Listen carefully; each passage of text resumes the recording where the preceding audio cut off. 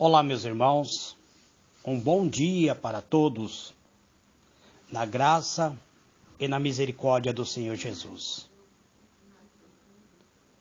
Eu sou o vosso irmão em Cristo, presbítero Gregório, de Campo Grande, Mato Grosso do Sul. Estou vindo a gravar o meu terceiro áudio falando sobre a vida de Salomão. É um estudo para a Escola Bíblica Dominical online, já que algumas igrejas estão com as portas fechadas. Campo Grande está tendo um lockdown e muitas coisas estão fechadas. Então, hoje eu gostaria de falar sobre a queda de Salomão. Eu falei do princípio do reino de Salomão, depois falei sobre a construção do templo, e hoje eu quero vos falar sobre a queda de Salomão. Enquanto Salomão permaneceu fiel ao Senhor nosso Deus e à lei dos céus, Deus esteve com ele e foi-lhe dado a sabedoria para reger a Israel com imparcialidade e misericórdia. A princípio, ao virem-lhe as riquezas e honra mundana, ele permaneceu humilde e grande foi a extensão da sua influência.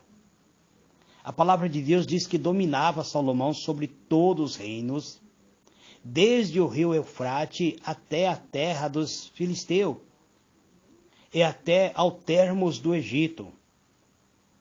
E tinha paz de todas as bandas em roda dele, e Judá e Israel habitava seguro, cada um debaixo da sua videira e debaixo da sua figueira, todos os dias de Salomão.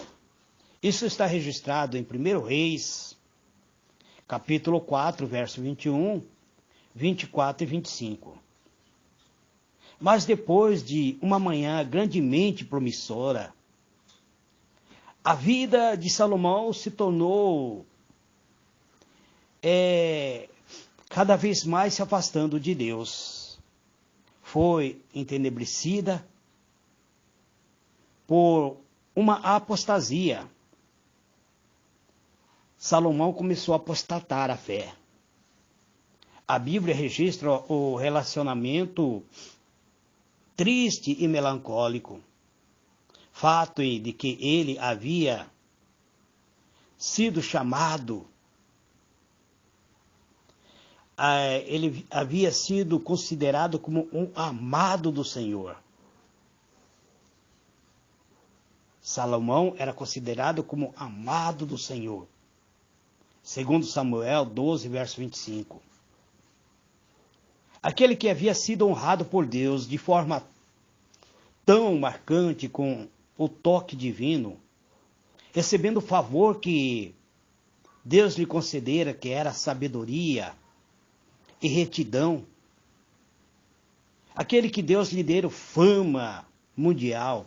Aquele que tinha levado outros a renderem honra a Deus de Israel, agora estava voltando o seu coração à idolatria e à adoração. Estava mais não adorando a Jeová, mas estava a curvar-se antes os ídolos dos paganismos. E nós encontramos centenas de anos antes que Salomão viesse existir, que viesse e subisse ao trono, o Senhor, quando o povo de Israel ainda peregrinava, quando o povo de Israel ainda estava no deserto, que aqueles que fossem escolhidos reis de Israel, Deus disse a Moisés, Deus deu instruções a Moisés para que ele fosse um guia, e foi dada a orientação para que o que se assentasse no trono de Israel escrevesse para si um translado de estatutos de Jeová, num livro do que está diante dos sacerdotes e levitas, e deveria ter consigo Disse o Senhor, e nele lerá todos os dias da sua vida, para que aprenda a temer ao Senhor seu Deus, para guardar todas as suas palavras desta lei, e este estatuto, para fazê-lo para que o seu coração não se levante sobre os seus irmãos e não se aparte do mandamento nem para a direita, nem para a esquerda, para que prolongue os dias do seu reino e ele e seus filhos e no meio de Israel. Isso está registrado em Deuteronômio, capítulo 17, versículo 18 e 20. Observando essas instruções, o Senhor particularmente alertou aquele que fosse ungido a rei, que não multiplicasse para si mulheres, para que o seu coração não se desviasse, que não acumulasse para si prata nem ouro, que deveria multiplicar-se muito para si, mas que deveria seguir a orientação divina. Deuteronômio 17, verso 17. Salomão conhecia esta advertência. E por algum tempo, ele guardou em seu coração as advertências. Seu maior desejo era viver e reinar de acordo com o estatuto dado no Monte Sinai. Sua maneira de conduzir os negócios do reino estava em evidente contraste com os costumes das nações de seu tempo. Nações que não temiam a Deus e cujos reis tripudiavam sobre a sua santa lei. Salomão, procurando fortalecer a sua relação com os poderosos reinos que ficavam ao sul de Israel, Salomão aventurou-se no terreno proibido de Satanás, conhecia que Satanás também tinha caído da presença de Deus. Então Salomão se aventurou ao terreno proibido. E Satanás conhecia os resultados que acompanharia a obediência durante os primeiros anos do reino de Salomão.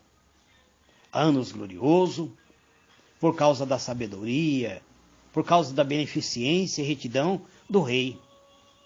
Ele procurou, então, quem procurou? Satanás procurou introduzir influência que traiçoeiramente minasse a lealdade de Salomão aos princípios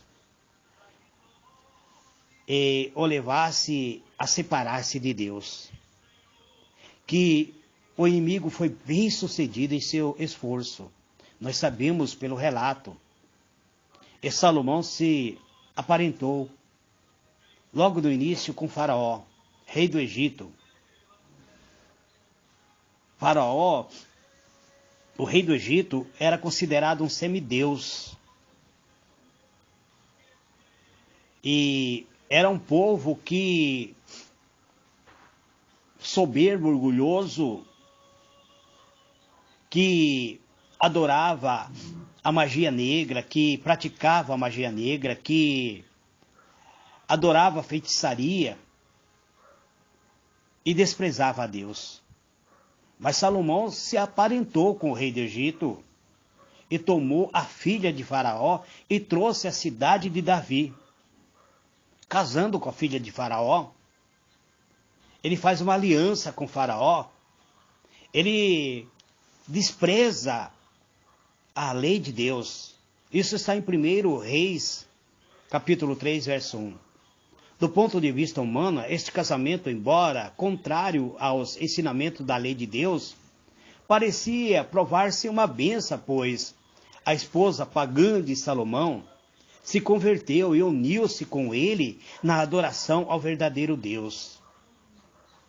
Ademais, Faraó prestou assinalado serviço a Israel, tomando Jezreel, matando os cananeus que moravam na cidade e dando em dote a sua filha, a mulher de Salomão. em 1 Reis, capítulo 9, verso 16. Esta cidade foi por Salomão reconstruída e assim aparentemente foi grandemente fortalecido o seu reino ao longo das costas mediterrâneas, fazendo, porém, aliança com uma nação pagã e selando o pacto pelo casamento com uma princesa idólatra. Salomão estava desobedecendo a Deus. Ele desconsiderou o sábio conselho de Deus, aquilo que Deus havia dito para manter a pureza de seu povo. Então, o Salomão estava agora se aparentando com um povo idólatra. A esperança de que sua esposa egípcia se convertesse era apenas uma débil e escusa para o pecado. Por algum tempo, Deus, em sua compassiva misericórdia, passou por alto esse terrível erro e o rei, mediante a sua sábia conduta, poderia ter contido ao mesmo, em grande medida, as forças do mal que vinha sobre a sua vida, causada pela sua própria imprudência. Não dá para compreender, amados, que um rei que foi amado por Deus, que recebeu tudo da parte de Deus, sabedoria, riqueza, honra e glória, pudesse estar agindo tão tolamente. Mas Salomão havia começado a perder de vista a fonte do seu poder e a glória que ele tinha. À medida que a inclinação ganhava excedência sobre a razão, a confiança em si mesmo aumentava e ele procurou executar o propósito de Deus e a sua própria maneira. Ele parou de buscar a Deus. Ele parou de buscar a sabedoria de Deus, achando que a sabedoria natural dele lhe dava capacidade de decidir as coisas acerca do reino de Deus. Ele começou a criar aliança política e comercial com as nações vizinhas.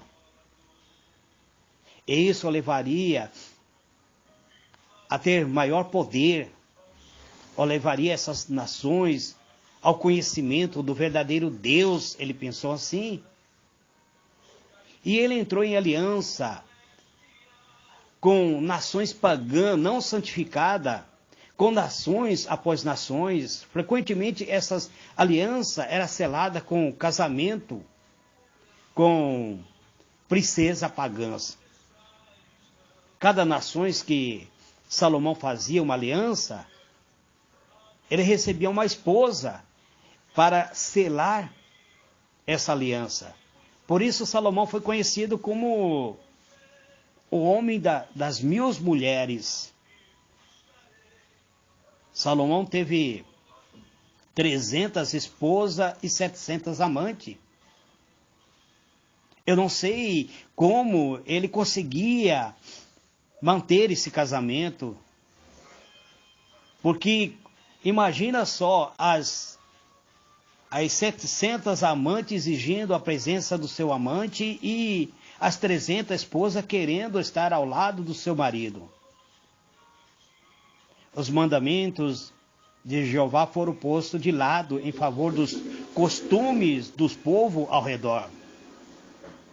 Salomão, ele acreditava que sua sabedoria, o seu poder, do seu exemplo, havia de levar as suas esposas da idolatria à adoração do verdadeiro Deus, e também que a aliança assim formada atrairia as nações circunvizinhas em mais íntimo contato com Israel.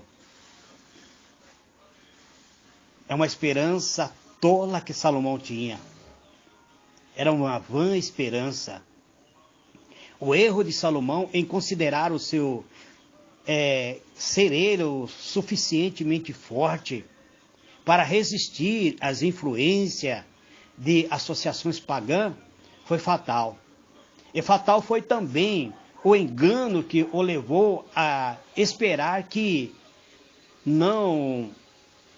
ao não desconsiderar, ou aliás, a não considerar o conselho de Deus, a desconsideração de sua parte para com a lei de Deus, e outros poderiam ser levados a reverenciá-lo e a obedecer-lhe aos sagrados preceitos, às alianças e às relações comercial que o rei estava fazendo com as nações pagãs, levaram-lhe o reconhecimento. Salomão ainda mantinha honra e riqueza deste mundo. Essa riqueza tornou possível trazer ouro de Ofir e pratas de Tarse em grande abundância. E fez o rei que houvesse ouro e prata em Jerusalém, como pedras e cedros, em tanta abundância como a figueira brava que há pela Campinas. Isso está registrado em 2 Crônicas 1, verso 15. Riqueza, com todas as suas consequentes tentações, vieram nos dias de Salomão. A Bíblia nos relata que todo o utensílio de Salomão era feito de ouro, ouro maciço, desde os talheres até os vasos utilizados. Tudo era feito de ouro puro. A Bíblia nos relata que no reino de Salomão a prata não tinha valor. Mas nós sabemos, amados, que a riqueza deste mundo, ele atrai e afasta o ser humano de Deus. A riqueza, com todas as suas consequências e tentações, vieram nos dias de Salomão a um número sempre maior de pessoas, mas o fino ouro de caráter minguara e se corrompera tão gradual foi a apostasia de Salomão, que antes que ele compreendesse isso, que ele se advertisse disso, ele já tinha se afastado de Deus. Quase ele não conseguiu compreender, quase imperceptivelmente, começar a confiar cada vez menos na divina presença de Deus, na divina guia e bênção de Deus, e passou a confiar em sua própria força. Pouco a pouco, deixou de prestar a adoração verdadeira a Deus, aquele que deveria obedecer, e deixou de prestar obediência a Deus, aquilo que ele deveria fazer, aquilo que ele deveria buscar a presença de Deus para que Israel, um povo peculiar, se tornasse cada vez mais grande e mais intimamente passou a adotar os costumes das nações ao redor. Salomão passou a render, a curvar-se diante das tentações, e isso foi a queda. Aquele sucesso e honra e posição que ele tinha levou ele a se afastar de Deus. Ele esqueceu a fonte da sua prosperidade. Ele esqueceu a fonte da sua sabedoria. Ele deu asa às suas próprias ambições. Ambições que venham a exceder todas as outras nações em poder e em grandeza, levou a Salomão a ter um desejo egoísta. E os dons celestiais, até então, utilizados para a glória de Deus, ele começou a usar esses dons celestiais para acumular dinheiro e riqueza. O dinheiro que devia ter sido conservado em sagrado depósito para o benefício dos pobres e mercadores, merecedores, e para a expansão através do mundo dos princípios de um santo viver, agora foi egoístamente utilizado para ambição e projeto, dominando no coração de Salomão o desejo de superar outras nações, o desejo de ostentação, o desejo de exibições. O rei sentiu necessidade de adquirir beleza e perfeição. Ele queria ser adorado. Ele procurou glorificar-se a si mesmo perante o mundo. Vendeu a sua honra, vendeu a sua integridade. Os enormes lucros adquiridos através do comércio com muita terra foram a ele muito pesado. E ele passou a cobrar tributos, um pesado tributos ao seu súdito. Assim, o orgulho e a ambição o afastamento de Salomão produziram os frutos da crueldade. Ele passou a extorquir os seus súditos. O espírito considerado que ele tinha, que lhe havia vindo da parte de Deus, o espírito de benignidade que Salomão tinha, agora já não tinha mais. Agora ele estava mudado. Aquele que foi considerado o mais sábio de toda a terra, estava agindo como um tolo. Do mais sábio e mais misericordioso dos reis, ele se degenerou num tirano. Aquele que tinha sido considerado guardião do povo, aquele que tinha sido considerado compassivo e temente a Deus, tornaram-se opressor, cobrando tributo após tributo,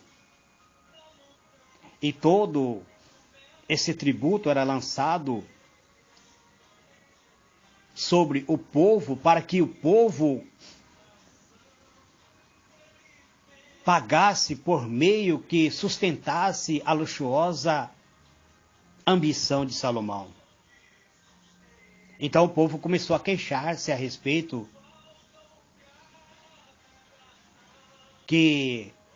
da dominação de Salomão que havia sobre ele. O povo começou a perder o respeito e a admiração que havia outra hora votado ao seu rei. Todo aquele respeito e admiração mudou-se em desafeto e repulsa contra a dependência do braço carnal que Salomão estava exercendo. O Senhor havia advertido que devesse reinar sobre Israel e que não multiplicasse cavalo para si. Mas em plena desobediência, em plena desconsideração, este mandamento, os cavalos que Salomão tinha, se trazia do Egito. Eis que está em 2 Crônica, capítulo 1, verso 16. E do Egito e de todas aquelas terras trazia cavalo a Salomão. 2 Crônica 9, verso 28. Também juntou Salomão cavaleiros, de corte que tinha 1.400 carros e 12.000 cavaleiros, e os levou à cidade dos carros, e outros ficaram junto ao rei em Jerusalém. Por que Salomão fez tudo isso? Ele começou a colocar guarda-costas em volta dele. E cada vez mais o rei apreciava o luxo. Ele começou a querer ter luxo para si e começou a colocar guarda-costas, esses cavaleiros, esses carros fortificados. Ele não estava em guerra, tinha paz entre outras nações. Por que ele precisava tanto de guarda pessoal? Porque ele estava cobrando imposto pesado, ele queria luxo, ele queria consideração pessoal e o favor do mundo, como ele queria ser indicado como sendo alguém grande sobre a terra. Aí ele queria a grandeza, a indicação de grandeza. Ele queria mulheres belas e atrativas. Mulheres belas e atrativas foram trazidas do Egito, da Fenícia, do Edom, de Moabe e de muitos outros lugares. Essas mulheres se contavam por centena. Suas religiões eram idólatras e havia-lhe sido ensinado a prática de ritos cruéis e desagradantes. E fascinado com a beleza dessas mulheres, Salomão negligenciou seus deveres para com Deus, com seu reino.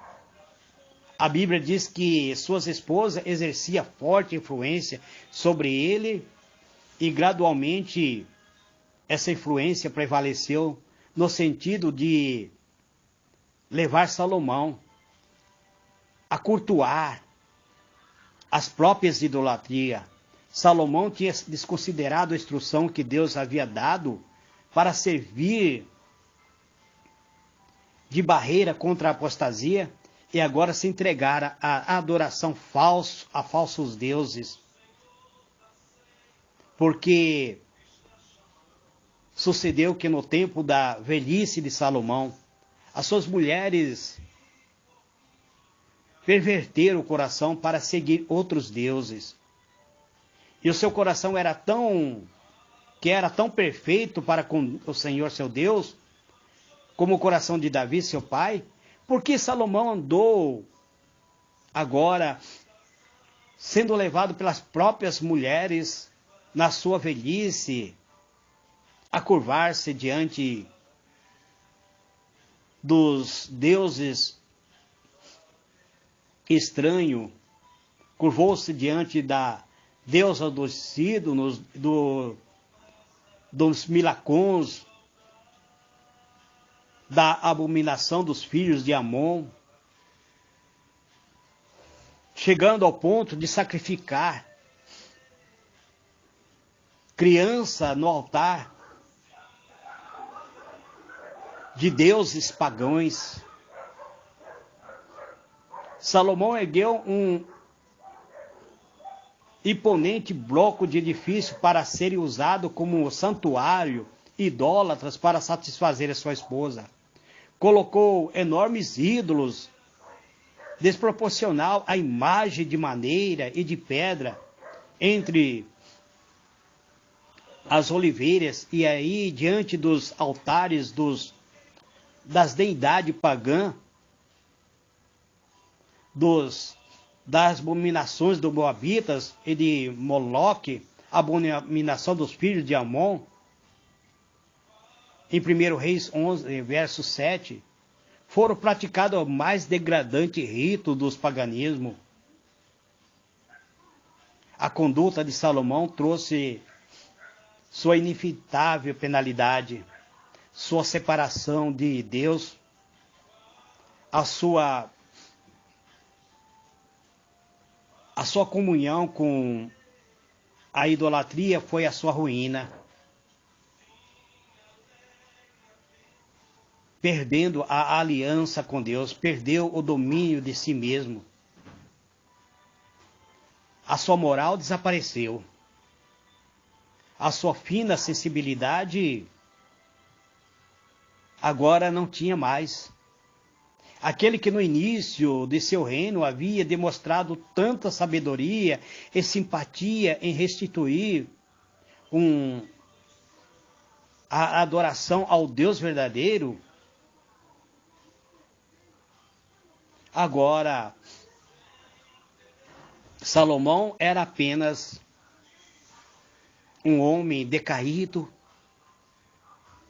sem moral, sem a esperança. Mas, amados, diletos irmãos, eu quero encerrar aqui dizendo a vocês que na próxima semana eu estarei mostrando o arrependimento de Salomão. Antes de nós condenarmos Salomão, vamos ver se ele se arrependeu ou não. Eu quero vos dizer que Salomão chegou ao ponto de sacrificar criança viva em altar de adoração ao deuses estranhos. Ele chegou a perder a luz divina. Ele chegou a se misturar com as trevas. Não há como haver luz com as trevas. Não há como haver o bem com o mal. A pureza com a impureza. Não há como ter aliança com Cristo e com Belial. Mas isso nós vamos ver na próxima semana. Que Deus vos abençoe, amados. Fique na paz do Senhor Jesus.